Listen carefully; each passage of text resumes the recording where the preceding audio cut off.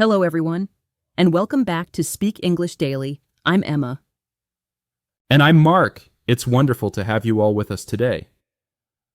Yes, absolutely. Today we have such an important topic for our A1 English learners. We're going to talk about something everyone needs to know: jobs. How to describe what you do, your daily work routine, and even what you dream about for the future. This is going to be so helpful, Emma. Talking about your job is one of the most common conversations you'll have. And it's really essential to know how to share about it confidently. Exactly. Before we jump in, please, if you're enjoying our episodes, share this with your friends who are learning English. Follow Speak English Daily if you haven't already. And give us a thumbs up. It really helps us continue making these episodes. Yes, please do. Your support is everything to us. So, Emma, are you ready to explore the world of work and careers? Absolutely, Mark. Let's dive right in. Okay, so let's say someone meets you and asks, "What do you do?" How would you respond, Emma? Great question, Mark. The simplest way is just to state your job title. For example, I can say, I'm a podcaster, very straightforward. Perfect.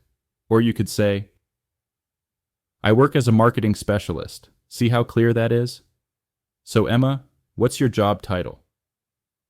I'm a content creator for Speak English Daily, Mark. I absolutely love it. What about you?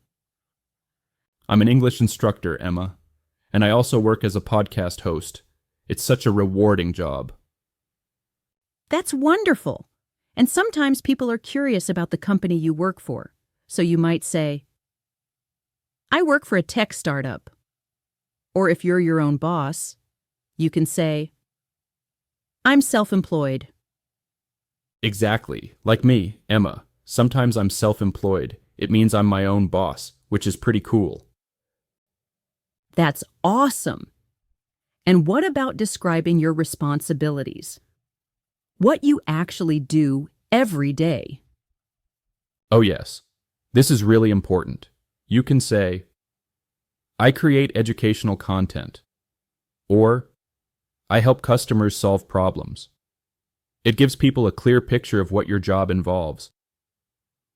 Right. So if someone asks me about my responsibilities, I can say, I research topics and create podcast episodes for English learners. That's my main focus. Great example. And we have some really useful expressions here. You can say, I'm responsible for example, I'm responsible for managing our social media accounts. Yes, that's perfect. Or, my main task is, for me, my main task is to make learning English enjoyable and accessible. Oh, you definitely succeed at that, Emma. Another helpful phrase is, a typical workday involves. This helps you describe your daily activities naturally. Exactly. So if I say, a typical workday involves recording episodes and responding to listener questions, you get a clear picture of my day. Perfect. So remember, everyone, you can talk about your job title, the company you work for, and your main responsibilities. Simple as that. Okay, Mark, let's move to the next section, your daily work routine. People are always interested in what you do from morning to evening. Yes, it's fascinating to learn about different people's workdays. So first, you can mention what time you start and finish. For example, I start work at 8:30 a.m. and finish at 4:30 p.m. Clear and simple. What about the tasks throughout the day, like meetings, emails, and other activities? Oh, very important. Most jobs involve meetings and emails these days. I can say, every morning I review my emails and join a team meeting. Yes, that's such a common way to start the day for many people. And then you can describe your main work. Then I focus on my primary projects until lunchtime. Exactly. And what about breaks and socializing with colleagues? Do you eat lunch with coworkers? Do you take coffee breaks? Good point. I can say, I usually have lunch with my team at 12:30 p.m. Or, I take a quick coffee break in mid-afternoon. It adds personality to your routine description. It really does help create a complete picture of your day. So a full example might be, every morning I check my emails and attend our daily stand-up meeting. Then I work on content creation until lunch. In the afternoon, I record episodes and edit audio. I typically wrap up around 5 p.m. That's an excellent example, Mark. It sounds like a productive day. My daily routine is slightly different. Every morning I plan our episode topics, then I research and write scripts. After lunch, I record with you and sometimes meet with our production team. I usually finish around 4 p.m. That sounds like such a fulfilling workday, Emma. So remember everyone. When describing your routine, think about your start and end times, your main tasks, and any breaks or colleague interactions. It makes your description really complete. Next, let's discuss your work environment, where you actually work. Is it an office, remote, hybrid, or maybe outdoors? Ah, yes, this is so relevant now. Many people work from home, like we often do. You can say, I work remotely from home. Or, I have a home office setup. That's right. Or you might say, I work in a downtown office building. Or, I have a hybrid arrangement, some days at home, some days in the office. And some people work in unique environments, like a construction supervisor might say, I work on construction sites. Or a park ranger could say, I work outdoors in nature. That sounds amazing. And what about the workplace atmosphere? Is it formal or casual? Great question. A formal workplace typically means business attire and structured protocols. A casual workplace is more relaxed. Maybe you can wear jeans and sneakers. My work environment is pretty casual. We can wear comfortable clothes, and the atmosphere is very relaxed. Mine too. I love that flexibility. And what about relationships with colleagues? Are they supportive? Do you collaborate closely? Very important. I can say, my colleagues are incredibly supportive, and we collaborate on everything. Or, I work with a small, tight-knit team that feels like family. That's wonderful to hear. Let's also cover some useful workplace vocabulary. Like open office. That's a large shared space with multiple desks and no separate rooms. Yes. Many companies use open office designs now. Another important word is deadline. That means you need to complete something by a specific date. I have a project deadline this Friday. Deadlines can definitely be stressful. And we have supervisor. That's the person who manages you. Colleague. That's someone you work with. And client. That's a customer or company you provide services to. Then there's team, a group working together on projects. We're collaborating as a team on this new initiative. And flexible schedule. This means you can adjust when you start and end your workday within certain limits. That's such a valuable benefit. So remember, you can describe where you work, the atmosphere, and your colleague relationships to give a complete picture. Now let's talk about something really personal, job satisfaction. Emma, do you enjoy your job? Oh, I absolutely love my job, Mark. It's so fulfilling to connect with our listeners and help people improve their English. So I can say, I love my job because it's creative and I get to meet fascinating people. That's fantastic, Emma. And that's exactly how you express job satisfaction. You could also say, I really enjoy my job because it's challenging. Or, I like my work because my teammates are amazing. What about discussing the aspects you enjoy most or least? Sometimes there are parts of any job that are less exciting. That's so true. For me, I enjoy creating lesson content the most. It's incredibly rewarding to help students learn. But what I enjoy least is sometimes the administrative paperwork. It can be quite time-consuming. I totally understand. For me, I love interacting with our audience the most. But what I find challenging sometimes is the technical aspects, like audio editing software. We all have those less favorite parts, right? And sometimes people want to change careers entirely. Yes, that's completely normal. You can say, I'm exploring new opportunities. This means you're considering a different job. Or, I'm hoping to find a position with better work-life balance. Or, I want to find something closer to home. Or, I'm looking for better compensation. There are many valid reasons to seek change. We have some helpful expressions too. It can be stressful at times, but this lets you acknowledge difficulties while highlighting positives.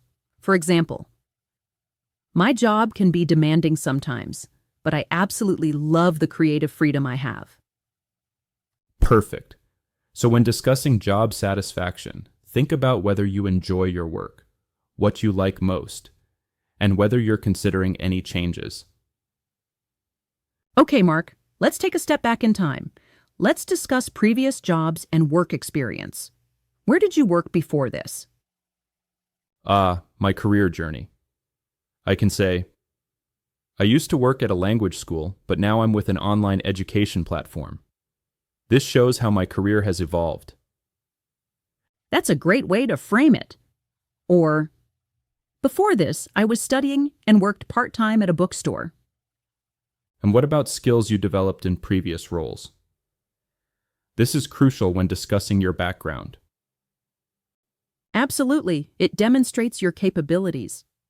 I can say, in my previous job, I developed strong communication skills. Or, I learned project management while working at a startup. Excellent, and this helps paint a picture of your career progression. It's like telling the story of your professional journey. Exactly. So if someone asks about your experience, you can share your previous positions and the skills you gained. Like, I used to work in customer service, and I learned how to handle difficult situations calmly. That's such a valuable skill. So remember, you can discuss your previous workplaces, the skills you developed, and how they've shaped your career path. Now let's look ahead to the future. This is exciting. Let's talk about career aspirations. Mark, where do you see yourself professionally in the future? Great question, Emma. I can say, in the future, I'd love to open my own language learning center. That's actually a dream of mine. Wow, that's an amazing goal, Mark. And that's a perfect way to express future aspirations. Or you might say, I want to become a specialist in my field. And what about skills you want to develop? This shows you're committed to growth. Yes, I can say, I want to improve my video production skills. Or, I'm hoping to learn more about online education technology. It demonstrates continuous learning. That's such a positive mindset. And finally, your ultimate dream job. What would that look like? Oh, my dream job would be to create educational content that reaches learners worldwide and really makes a difference in their lives. That's beautiful, Emma. My dream job is to travel internationally and teach English while experiencing different cultures. That would be incredible. That sounds like an amazing adventure. So when discussing future goals, think about where you want to be, what skills you want to develop, and your ultimate dream position. Okay, Emma, we've shared a lot about our own careers. Now let's talk about how to ask others about their jobs. This is incredibly useful for real conversations. Absolutely. Very practical. The most basic question is, what do you do? It's simple and direct. Perfect. And after they share their job, you can ask, do you enjoy your work? This shows genuine interest. Yes, it's a lovely follow-up. Another good one is, how long have you been working there? This gives you insight into their experience. Like, oh, I've been there for 3 years now. And to make the conversation more engaging, you can ask, what's the most interesting aspect of your job? That's an excellent question, Mark. It usually leads to more detailed responses. Or you can ask, what does a typical day look like for you? Yes.